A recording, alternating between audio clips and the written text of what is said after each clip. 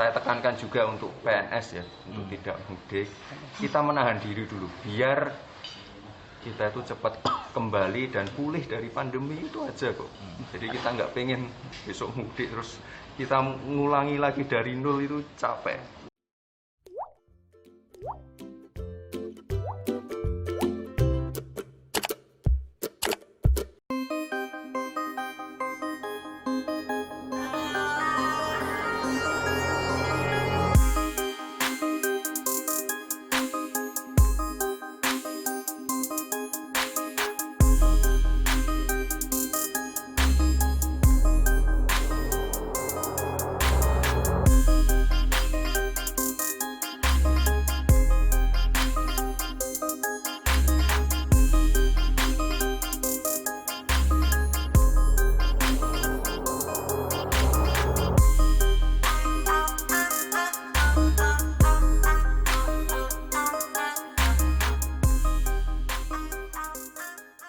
Sudah zona hijau, zona merahnya sudah tidak ada, vaksinasinya sudah dikebut, anak-anak sekolah sudah siap masuk. Nah, nanti kalau mudik, kita kan tidak tahu nanti yang datang ke Solo itu keadaan kesehatannya seperti apa. Kita tidak ingin grafik yang sekarang sudah landai, sudah membaik, rumah sakit yang sudah mulai kosong ini nanti